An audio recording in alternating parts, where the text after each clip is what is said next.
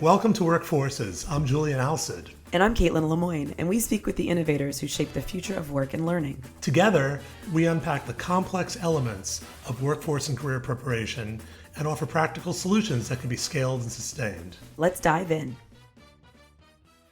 Today, we're joined by Chike Aguh. Chike is a trailblazer in workforce innovation who has made significant contributions to American labor and education. Chike currently serves as Senior Advisor at Harvard University's Project on the Workforce, Senior Fellow on Workforce at Northeastern University's Burns Center for Social Change, and Senior Advisor at the McChrystal Group. As the inaugural Chief Innovation Officer at the U.S. Department of Labor under President Biden, he was pivotal in employing data and emerging technologies to enhance American workers' lives. Chike was also founding leader of the Education Design Lab's Community College Growth Engine Fund. He holds appointments with the Council on Foreign Relations, New Market Ventures, and the Higher Education Commission in Maryland. Chike earned degrees from Tufts University, Harvard Graduate School of Education, Harvard Kennedy School of Government, and the Wharton School at the University of Pennsylvania. Thanks for joining us today, Chike. It is my pleasure to be here, and just thank you for having me, and thank you for having this kind of space and to have these types of conversations. Yes, Chike, really appreciate you joining us, and we're very much looking forward to this conversation. And I guess to kick us off, if you would tell us a little bit about your background and how you approach your work. For folks who know me, I like to say that kind of the path I'm on probably starts before I was born. And so my family, for those who don't know, my family is a very classic immigrant story to America. My family is from a far and out of the way village in Nigeria that most Nigerians themselves will never go to and never see. My grandparents, none of them went past middle school. My parents were born on streets that were unpaved then, they're unpaved now. They had Peace Corps volunteers in their classrooms, and what changed for them, and by extension for me, was um, they got the opportunity to come study here in the United States of America at public universities in the late 70s. And so my dad went to UT in Texas, my mom went to Rutgers University in New Jersey, and I am the first person in my entire family born in America. And I got to serve an American president. And so I've always tried to think about how do you replicate that arc for more families like it existed in my family. And if we know by the data, that arc is not usual. And so the question is, how do we make it more usual? How do we make it more systemic versus serendipitous? And I think part of my theory of the case has always been that education and skills are a pathway, if not the prime pathway, to economic opportunity. And so that's why I've spent really the majority of my career really in education skills, and that's been everywhere from K-12 all the way now into really the space in kind of the workforce and the talent and kind of future of workspace. So that's kind of how I've approached the work. The only other thing that I'll say about how I try and approach it is I've had generally an interdisciplinary career across sector, across discipline, and it comes from, I think, a very elementary but I think important insight very early in my career that the problems we're solving, no one can solve alone. Whether that's one sector alone, one organization alone, one branch of government alone. It requires kind of all of us. You'll hear President Biden, who I got the honor to work for, he would talk about a whole of government approach for a lot of big problems. And I would always kind of take it a step further, which is we need whole of society approaches to big problems like this. And and creating an economy that kind of includes all of us, creating a future of work that includes all of us is I'd argue, the biggest problem in front of us as a country and even as a species. Yeah, it's funny. I often like to say that workforce development is a multidisciplinary undertaking. At the very least, you need the employers and the educators and trainers getting together, which is no small feat. Absolutely. Absolutely. So building upon that, Chike, around these big problems, what are the key problems you're seeing in your work regarding the future of work and learning? Like if we break it down a little bit, because there are so many problems and opportunities. So let me frame problem and the opportunity, and then let me frame, I think, the questions you have to answer. So the way I think about it is, and I make it very simple because I'm, when I talk to smart people like you, I have to break them down for myself. There's a lot of work in America to be done, whether it's in the semiconductor industry, whether it's in the green technology, whether it is in infrastructure, whether it's the care economy, whether it's allied health. We have a lot of work in America that needs to get done. When I came into government in January of 2021, we had roughly 3 jobs for every one person looking out there in the economy. Right now, we're probably to about 1.25, 1.5 to every one person looking. And if you go to certain sectors, that number is much higher. 3, 4, 5, 6, 7 to 1 in terms of jobs available versus people looking. On the other side of the chasm, you have a lot of people who need work, who historically have needed work, and we know where they live. We know that they are in our rural communities or low-income communities. We know these are communities of color, communities of immigrants, women, people with disabilities. And the thing is, those parts of the economy are actually the workforce, excuse me, are the ones that are actually growing. So you have a lot of people that need work. You have a lot of work that needs to get done. Two really big problems, but if you bring them together, they actually solve each other. The challenge is they're not close together. There's a chasm between the two of them, and we need to build a bridge between the two to get that opportunity fully realized. And so I argue to build that bridge, you need to answer, I call them my 5 key questions. First question is, let's be precise on exactly what is the work of the future, not just in terms of sectors, but in terms of occupations, and what those occupations include. If you were to talk to my old friend Connor, who runs Merit America, he would say every job has 32 component subtasks. Being really precise about what those tasks are, not the technical, meaning kind of what I call, if you're a sports guy, the X's and O's, but also these what they would call professional 21st century power, pick your term, skills that are hard to count but are indispensable. We need to know what those skills are across every occupation so people know what they're aiming towards, whether you're a worker, whether you're a trainer, whether you're an employer. And I'll be honest, we're not always as clear about those as we want to be. There are amazing people doing work on that now. My colleagues at Harvard, my colleagues at the Burning Glass Institute, a number of folks who are trying to get more precision.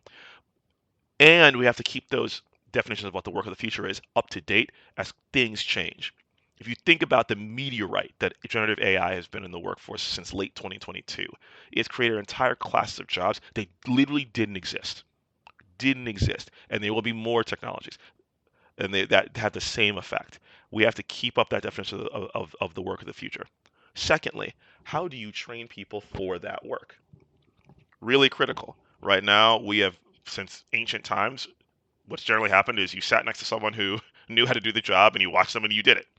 Challenge is that's much harder now because of distance, because of at times systemic barriers that keep people out. And now, how do we create entirely new forms of training using emerging technologies like XR? Uh, how do we think about, frankly, resurrecting old models like true apprenticeship, like you see in Germany, Austria, Switzerland, and now gaining steam here in the United States and places like the UK? But we need new systems of training. And again, going back to the first one, how do we make sure that it's getting at the X's and O's of those jobs, but also those power skills that we know are critical? All of us have heard employers say, you know what, just give me a person with the right mindset, the right attitude, and I'll come in and I'll train them. Um, it's a bit trite, but there's a bit of truth there about how important those skills are. And at times, our training doesn't get at both sides of that equation. At times what I call the just-in-time skills and the timeless skills that we've been teaching since humanity was very young. Third question: how do the work and the worker find each other? This is a question we don't talk about a lot or nearly enough. We assume, if you took economics, we always assume perfect information. So if there's a job out there that fits a worker's skills and there's a worker out there that has those skills, they'll just find each other. That's not what happens. It's Right. not what happens. We have, and I'll use a small example here. We had probably about in my home county of Prince George's about 9 years ago, the building of the largest casino on the eastern seaboard by MGM, right on the shores of the Potomac River. Beautiful place to go see a show, go have a night out at a restaurant.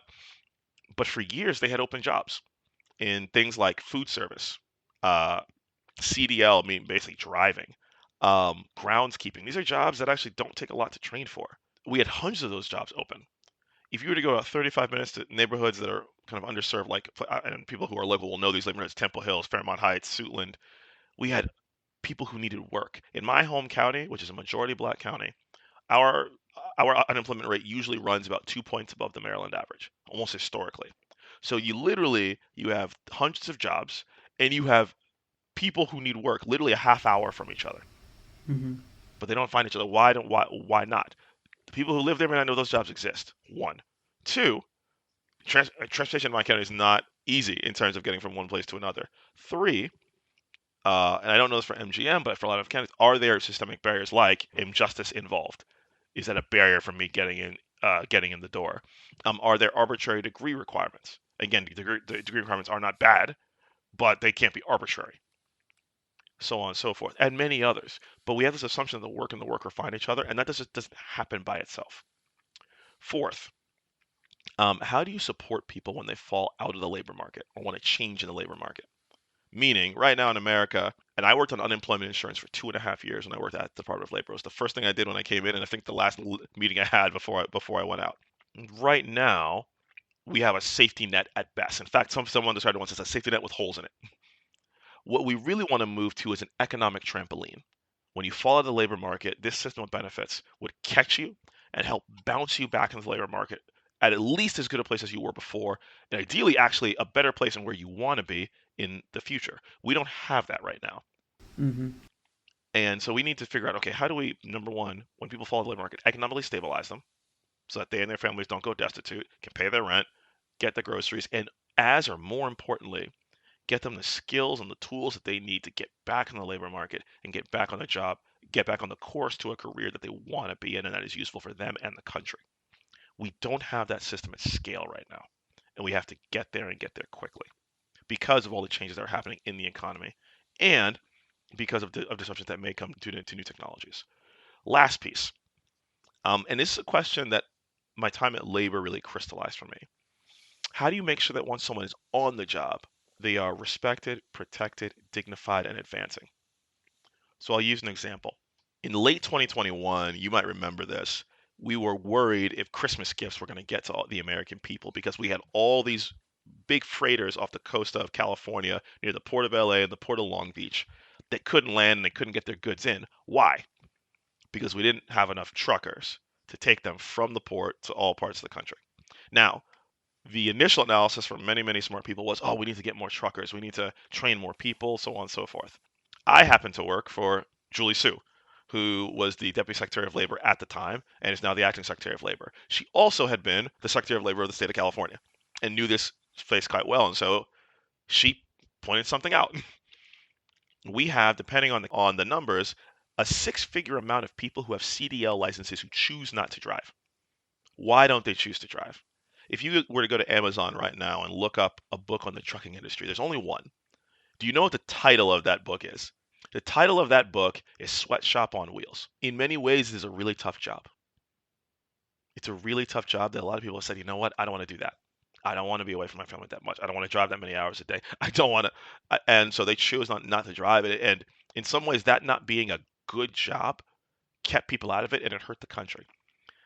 Similarly, when people go on the job, people don't just want to. Most people don't just want to stay in the job they came in and do that job forever. They want to advance. Are people advancing? You know, if you look, my colleagues at Burning Glass Institute, who create the American Opportunity Index to look at mobility within companies, once folks get in, that's a critical question, particularly in a very tight labor market where people have choices. So it's not just about what you pay them, not just about the benefits you give them. A lot of them are going to want to know, where am I going to be 2 years from now, 3 years from now, 5 years from now, and you have to have an answer.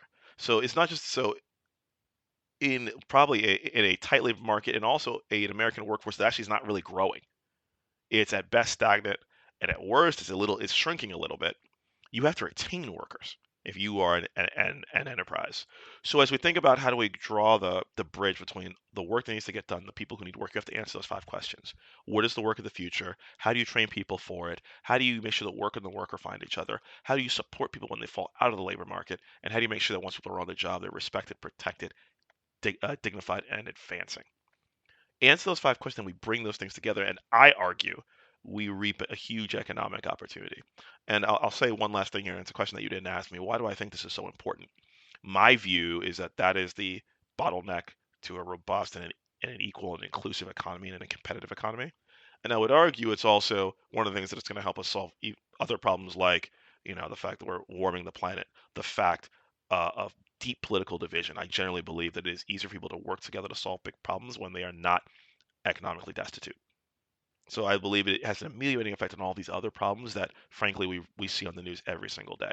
So that's how I frame it. And then from there, it's easier to, I think, place particular projects, solutions, and kind of policy questions. Yeah, no, you frame the problem and the sort of path forward beautifully, Chike. So, where would you like to help lead us to the space? The challenge is you have to do all of it.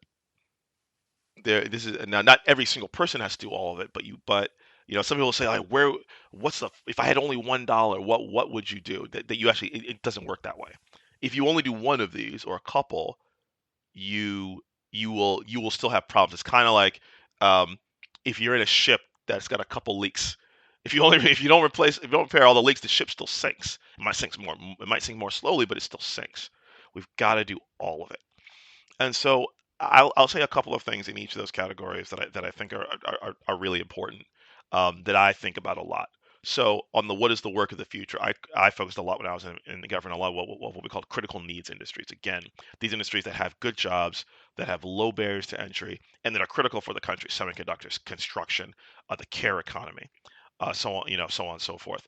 I think focusing on those jobs, particularly because they have deep shortages, that is a place where you can bring about those partnerships between higher education providers, non-higher education providers, government, employers, because they have an economic imperative. I've always said for folks who are doing workforce development, go to people who are desperate, and by people I mean employers. Folks who don't have that burning need, it's going to be harder to create those partnerships. Focus on the folks who do. So that's, I think, number one. I think on the training piece, this is the time for innovation. This is the time to try new form factors. Again, resurrected apprenticeships in new industries, using things like XR and online means, and mixing those types of form factors to do new types of education is really, really critical. And I'm happy to kind of dive deeper there. On the work and the worker finding each other. We've got to, my colleague Joe Fuller at Harvard talks about the need for a ways for careers. We need a career navigation apparatus for people that can follow them throughout their careers. We basically, when people are looking for a new career, we say go with God, figure it out. That's what we say at scale. People who are lucky maybe can get in front of a counselor, but what we actually should have is, I'd argue, a people-based but also technology-empowered way for people to figure out what they want to do next and where exactly that path is. On the safety net piece, the economic trampoline piece, in many ways, this is a public policy question. Again, I spent a lot of time on this. I can tell you how I think unemployment insurance should look very different. But the key thing that I would say, which I think is a place where a lot of states and localities can do better, when people are applying for unemployment insurance or getting unemployment insurance, they should literally not be allowed to leave the transaction without being put on a path to new skills, new jobs. Some states do this well, some states don't. But when we have that interaction, we cannot let that person leave without helping put them on a different path. And again, you have some states like Rhode Island, New Jersey, who are doing amazing work on this. States like Colorado who are trying to do amazing work on this. And then the last piece, and I'll use one example. How do we make jobs that we need done better, so that people actually want to fill them? And I'll use one small example. When I was at the Department of Labor, we had a presentation from two researchers from the University of Chicago, if I remember correctly. And one of the things they looked at was unpredictable scheduling. And I might get these figures wrong, and so if I do, I apologize to my colleagues from the University of Chicago. But it was something like, and they studied retail workers, so think about folks who work in the mall, so on and so forth. A third of workers in America are in jobs like that, and those third of workers don't know what their schedule is going to be 3 days in advance, which is a crazy figure. Think about all of us who have children, who have families. If I didn't know my schedule 3 days from now, I don't know how I would live my life. It's impossible. And so if you ask employers, why do you schedule folks like that? Well, they say, well, our customer demand changes that much, therefore we have to schedule that way. And so when these researchers looked at the actual data, they found that customer demand was actually much more predictable than worker scheduling. And what they found was, hey, look, these tools they're using to schedule are over assuming customer demand.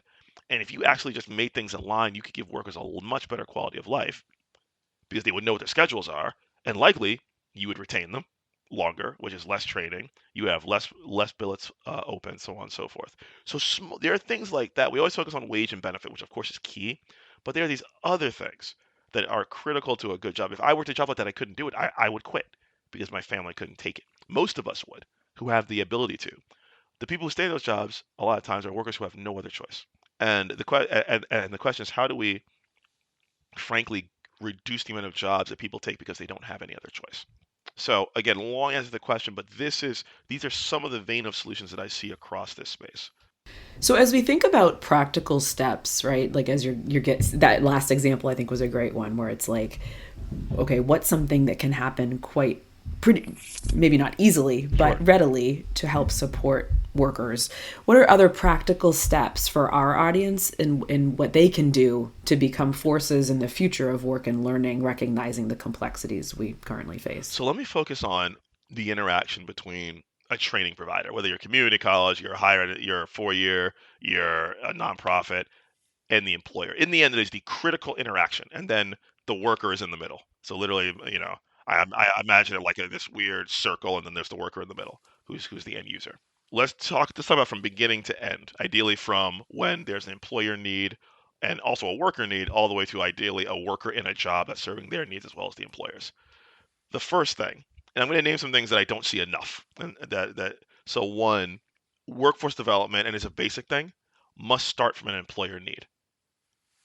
Gina Raimondo, who's the Secretary of Commerce, when she was the governor of Rhode Island, she used to talk about we can't do the train and pray approach, which is I train you and I pray that there's a job at the end. If it was up to me, those programs would not exist. They wouldn't. You cannot, it is unfair to take someone and train them, make them take time away from their family, particularly if they're not being paid, which a lot of them are not, and then not be able to at least give them a line of sight to a job. That can't happen in America, particularly when there are jobs. And so that is, I think, a challenge.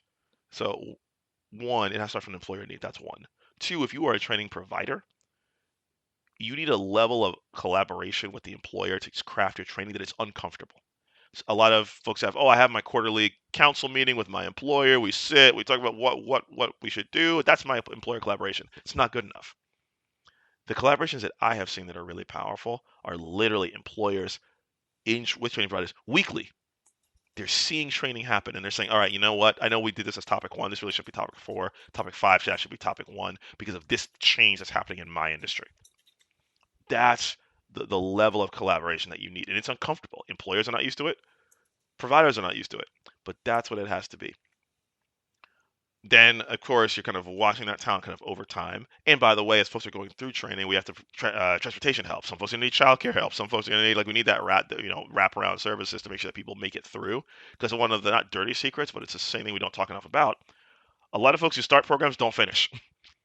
And a lot of times it's not because they can't do the material, it's that life intervenes, and we got to make sure that life doesn't intervene. But before we go on, one thing I did mean to say was on the front end, when we're talking about crafting what these programs look like, employers need to be very clear on the skills required for the job that's being trained for. And I have said to many employers, you overestimate how clear you are about that to the market. A lot of them are not as clear as they think they are. And even internally, at times, you can ask different people what skills are required for the same job, and you get different answers within the same firm. That is actually on the employer to be very clear about. Jump forward. Another place where I think employers need to do better is let's assume that the program did its job. They train people, the people are ready. Do you have a clear path from the end of that program into a job? And this is at times where HR is actually, it doesn't necessarily move as fast or as fast as we would like, and it does at times. It is at times as easy to, and adaptable as, particularly compared to government or compared to higher education. Is there a clear path? Or are they still putting their application in the same docket that everyone else is? Is the program that they just did at your direction being recognized by HR so that they can get in and get in front of a hiring manager? If the answer is no, then you just have that person do all that for nothing because they might as well have just applied and potentially not get the same result. And then once they're in, what's the path? Then once they're in, what's the path? That is the critical interaction that has to happen. And each of those things, I believe, is firmly within the control right now of the providers and the employers or together. So those are practical things that happen. They're not easy. They're clear, but they're not easy. And and they are not status quo, but they have to be done. And if we could get that right in America and in communities, a lot of the other problems become easier to solve. Right now, sadly, we don't have at scale, and not in we have it in pockets, but not at scale. Is a system that does that entire thing that I described. And if you look at the countries who are more successful, they have that at scale. Great advice. And our audience is really a mix of practitioners and policymakers. And so the minute you said scale, I'm like, and what can the policymakers do to make this scale? And I'm thinking federal and state. I mean, you have a really great perspective on all of it. I would say a couple of things. And I'm thinking about some of my colleagues who I used to work with at the Department of Labor who are debating these questions right now on the federal level with reauthorization of the Workforce Innovation and Opportunity Act, but also on the federal level. Dollars for workforce development should follow two things. One, employer demand that you cannot train for jobs that do not exist. Secondly, they must go for good jobs. And when I say good jobs, and again, you can look at the framework the Department of Labor and the Department of Commerce came up with for what a good job is. To be honest, I don't necessarily know if I want public dollars funding jobs that aren't good. And when I say good, I just use a very simple thing. Do I want these two kids who I have over my shoulder, whose picture I have over my shoulder, is it a job I want them to have? Is it a job with good wages, good benefits, freedom from discrimination, freedom to organize, predictable scheduling, and that leads to a career? Dollars should be focused on those two things: jobs that employers need, and jobs that are going to make workers' lives better. And I'll say a third thing: these should flow towards training programs that actually produce results. Right now, if we're candid, we have a bell curve of effectiveness in workforce development. We have some folks who do an amazing job. We have a lot of folks that don't. And to be honest, particularly in a fiscally constrained environment that I lived in when I was for my 2.5 years of labor, and which is even more the case now, we can't afford to put dollars towards programs that aren't producing for workers and for employers. We can't. And to be honest, I'll go a step further. It actually, in some ways, if I was a good provider, I'd be annoyed if I'm doing my job. And frankly, they should get more money, and folks who are not doing their jobs should get less. That's a controversial thing that I may have said. And one thing that I'll say is one critique you at times will get of that is, well, if I fund based on effectiveness, then folks will be hesitant to take on hard folks with what we say chronic barriers to employment. I think there are ways to incentivize around that. You actually see it in some ways in the K-12 space, where basically you have funding based on weights of student disadvantage, whether they be immigrants, you live in Section 8 housing. I think there are ways to do that. But what we can't say is that effectiveness doesn't matter. We can't say that. We cannot. So that's, I think, how dollars should flow. Number two, we need better data on what happens to people once they leave workforce development. At scale, we don't know. I met so many providers who, oh, I do a survey. I do look. The folks who answer surveys, it's like anything else. They're either really happy or they're really mad, but it doesn't get to the broad swath of what happened. And that's what I need to know. And this is where we need to, I think, leverage IRS tax data, the UI wage record, things like that. And that is a policy thing. And policymakers need to make that data easier to share across silos. And conversely, they need to make sure that that data is secure and it is private. So I'll use one key example. One at times concern is, so let's say that, so one thing that I want to know about workers who go through workforce development is, what did they get paid when they went in the job? One can argue that if I'm an applicant, I don't necessarily want my employer to know what I made in my last job, because we actually know it has deep wage inequality impacts in terms of prior salary. There are actually ways to fix that. I only need to know the aggregate. I don't need to know what Caitlin made in her last job or what Julian made in his last job. But there are ways to solve that, but that's a policy thing. And then let me say one last thing, which is, I think policymakers, and this is not about money, this is about convening. I think for critical industries, and it's happening now, we need to get trainers and employers together. That is a legitimacy that the government has, whether it's the federal government. When I was at the Department of Labor, we did it a lot. When I was at the state level with Governor Patrick, when I was at the city level with Mayor Bloomberg, that is a particular power that government has, and I would argue it is underleveraged in terms of creating those partnerships to get that going. And so these are things I think government actors can do, but those are some of the things, and I have so many more. Um, I think that the way the unemployment insurance looks, it could be far more robust and far more effective in terms of getting people back in the labor market. I think it needs to tie it better to other benefits. It needs to have more of a what we call a no wrong door approach. So no matter what benefit you're going for, you likely need help getting back in the labor market. Let's make sure that if you're applying for SNAP or for TANF or for Pell, we're connecting you immediately before you leave the interaction. Here are resources to get you to where you want to go. Again, that Waze, that career navigation, that GPS for where people want to go in the labor market. So those are some things that I believe policymakers can do to get to scale. Uh, and let me say one last thing, and it's not about government, but it's about what I've watched in those countries that have it, the Germanys, the Austrias of the world. It is very common there to start at different points in the training system, the education system, and still end up in a great place. You have many CEOs of their biggest companies. I think about Swiss Re, Zurich Insurance. I think maybe even the head of UBS, who started off as apprentices, and then maybe they went back for a graduate degree later and came back, and they have this helpful weave and almost shoots and ladders system, which is designed, and it doesn't. And they are the closest thing I've seen to a system where it doesn't matter where you start, you can still end up at a great place. We in America are not there. Part of it is the way we design it, but part of it, if we're honest, is also how we view where you start. We still view people who have college degrees in a different light than we view people who don't. And I'm not someone who says degrees don't matter. I think they do, but they shouldn't matter arbitrarily. They shouldn't matter. They shouldn't be the only way that you can prove that you can do a thing. I'm from Maryland. We are a national leader in cybersecurity. Why? Because we have the NSA literally right up the road from me at Fort Meade, as well as a huge ecosystem of firms that do this work. If you look at cybersecurity, there are a number of really amazing jobs that don't require a college degree, a 4-year degree. Some that don't require a 2-year degree.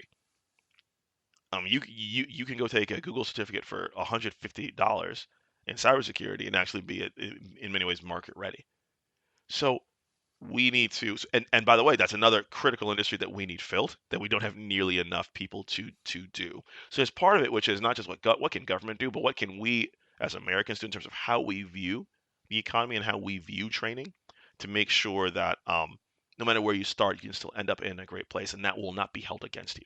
Absolutely. So this is, it's really helpful to hear you talk through, Chike, both, what business leaders can be thinking about, what policymakers can be thinking about as we take really this more holistic approach to how we rethink workforce and talent development nationally, and learning from international examples as well. And, I'm wondering, as we close out today, how can our listeners learn more and continue to follow the work that you're doing? I'm easy to follow on LinkedIn. I'm usually the only Chike Aguh on whatever platform you're going to look for, on LinkedIn, on Twitter.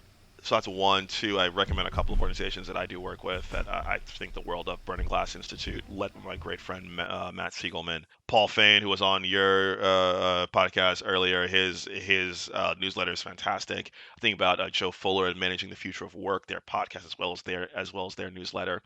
And I would encourage you to also follow the Project on Workforce at Harvard, who produces some amazing work. And one of the things I also think about is there's workforce development, which people need to stay on top of, but also follow what's happening within industry. So whether it's I watch Bloomberg Technology every day, which is you can watch it on YouTube for free, but it's knowing what's happening within that industry. And by the way, if you listen to a lot of those companies, the Nvidias, the Intels, the Apples of the world, you will hear one of their big concerns for their growth is where will the workers come from to build the new applications, the new factories, so on and so forth. And so I also encourage people who are doing this, don't just stay on top of the field of workforce development, which is critical. Stay on top of the industries that you're looking to serve, because in the end, if you're not serving a market need, you're not serving.